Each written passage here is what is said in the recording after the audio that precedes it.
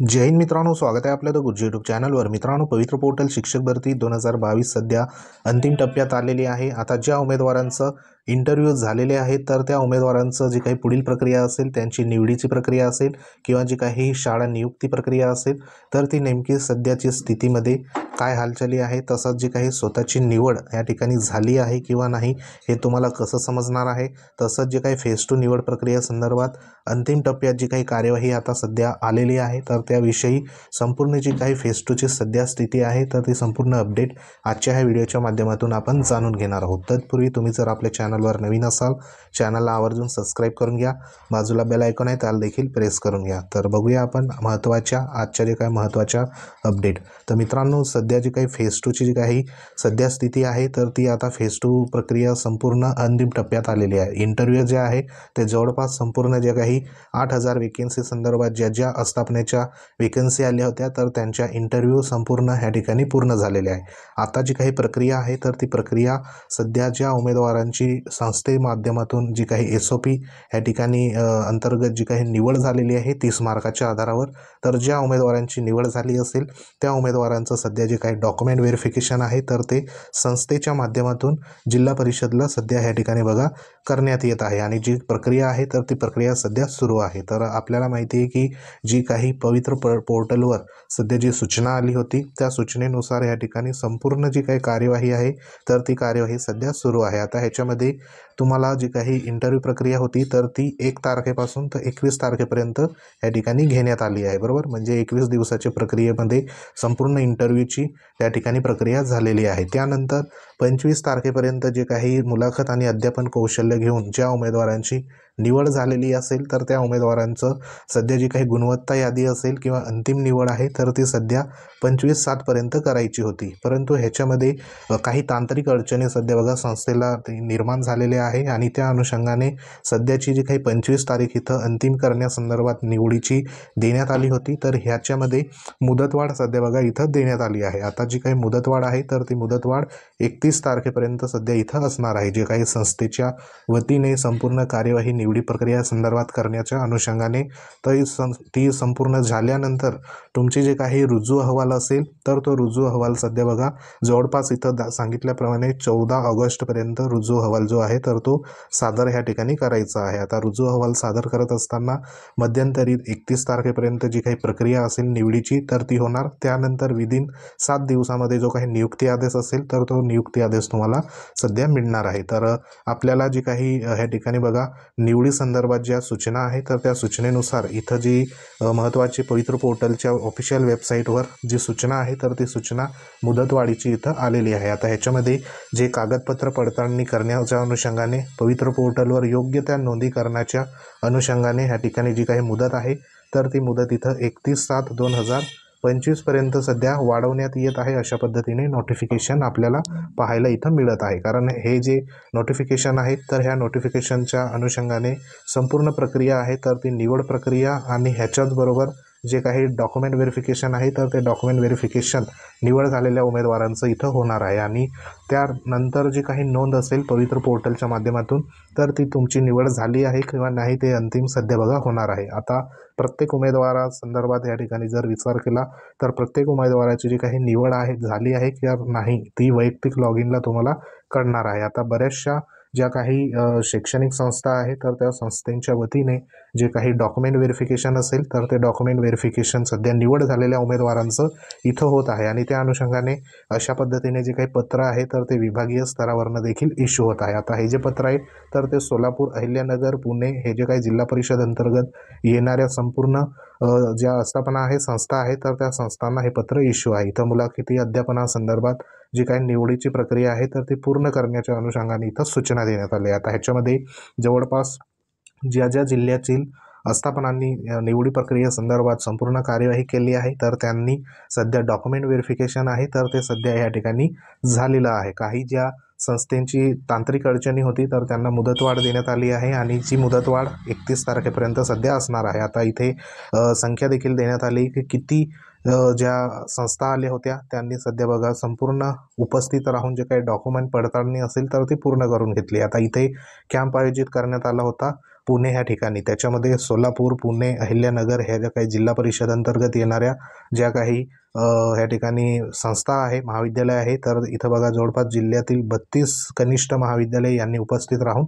कागदपत्र पडताळणी इथं पूर्ण करून घेतलेली आहे. तसंच इथं पुन्हा एकदा संधी देण्यात आली होती आणि जवळपास 25 तारखेपर्यंत जी काही संपूर्ण कागदपत्र पडताळणीची त्या ठिकाणी पडताळणी सध्या बघा झालेली आहे. आता ह्या जिल्ह्यातील किंवा इतर जे काही महाराष्ट्रातील सध्या ज्या काही संस्था आलेल्या होत्या इंटरव्ह्यू संदर्भात, तर त्यांना पुढील प्रक्रिया करण्याच्या अनुषंगाने सूचना देखील सध्या बघा देण्यात आल्या आहे. आता इथे आपल्याला वैयक्तिक लॉग इनला अशा पद्धतीने तुम्हाला जे काही टॅब आहे तर ते टॅब सध्या बघा अवेलेबल इथं झालेले आहे. आता ह्याच्यामध्ये बऱ्याचशा उमेदवारांचं फक्त जे काही इथं बघा स्टेटसमध्ये आपण बघतोय की प्रेझेंट डॉक्युमेंट व्हेरिफिकेशन, म्हणजे तुम्ही जे काही इंटरव्ह्यू दरम्यान तिथं गेला असाल तर तिथं बघा तुमचं डॉक्युमेंट व्हेरिफिकेशन झालं आहे, त्या अनुषंगाने इथं जो स्टेटस आहे तर तो स्टेटस यस म्हटलेला आहे.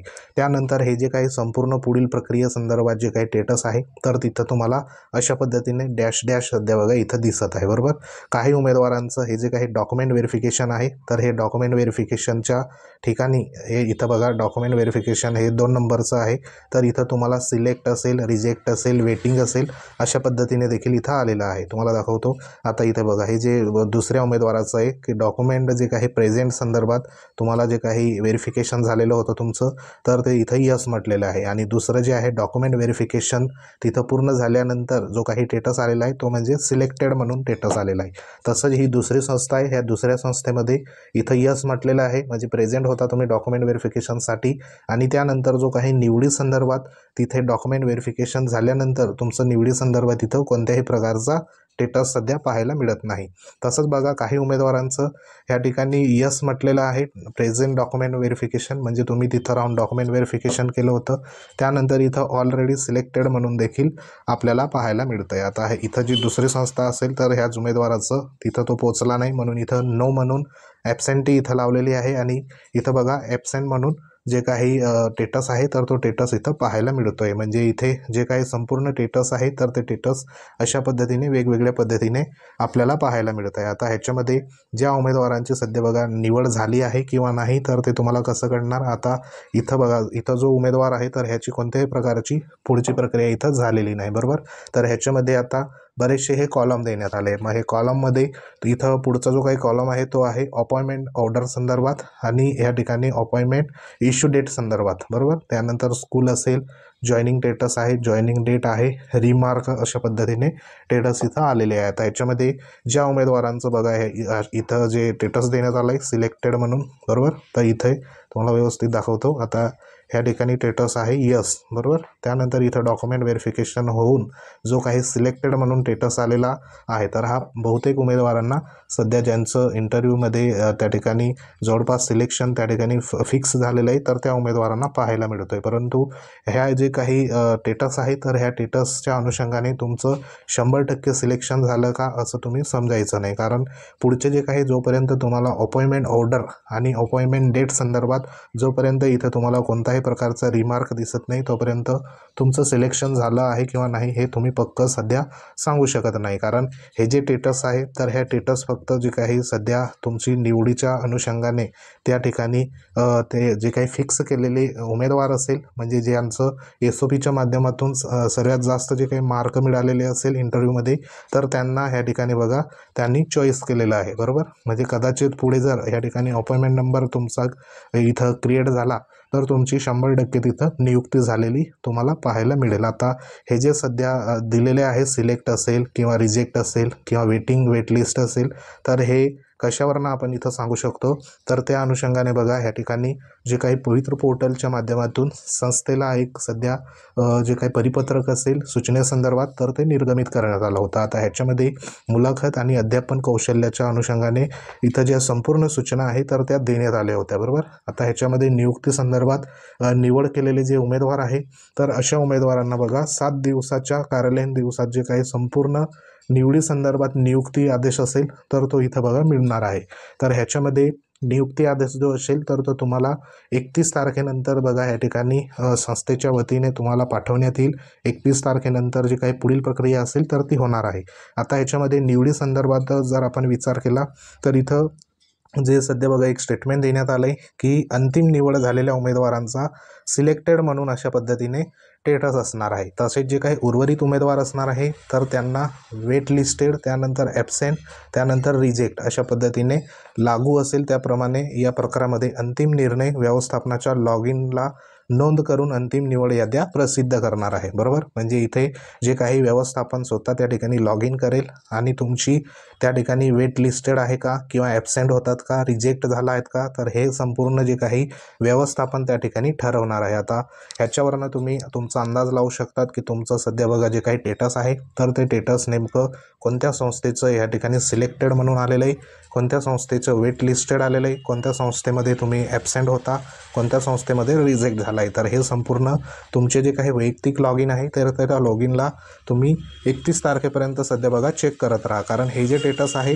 तर हे स्टेटस तुमचे 31 तारखेपर्यंत त्या ठिकाणी नोंद होणार आहे. आणि ह्याच्यामध्ये काही उमेदवारांचं सध्या इथं सिलेक्टेड म्हणून जरी आलं असेल, म्हणजे हे जे स्टेटस देण्यात आलं आहे बघा, आता इथं ॲबसेंट तर ह्या ठिकाणी बघा हा गेला नसेल तर इथं ॲबसेंटच आहे. परंतु इथं जर आपण दुसरा जर बघितला, आता इथे सिलेक्टेड म्हणून सध्या आलेलं आहे, परंतु हे जे 31 तारखेपर्यंत बघा ह्याचा जो काही स्टेटस असेल तर तो कदाचित बदलू देखील शकतो. बरोबर, म्हणून तुमचं व्यवस्थित जे काही स्टेटस आहे तर ते चेक करून घ्या का नेमका स्टेटस संदर्भात आपला जो काही ऑनलाईन सध्या बघा दिसत आहे तर त्याच्यामध्ये कशा पद्धतीने नोंद आहे. आता ही संपूर्ण कार्यवाही जी आहे तर ती संस्थेला 31 तारखेपर्यंत ह्या ठिकाणी जी काही सूचना आलेली आहे तर त्या सूचनेच्या अनुषंगाने संपूर्ण जी काही कार्यवाही आहे तर ती कार्यवाही 31/7/2025पर्यंत ह्या ठिकाणी करायची आहे. आता 31 तारखेपर्यंत ज्या याद्या आहे तर त्या याद्या ह्या ठिकाणी ज्या संपूर्ण फायनल झालेल्या आपल्याला पाहायला मिळणार आहे. बरोबर, म्हणजे 31 तारखेपर्यंत तुमची काही निवड आहे तर ती निवड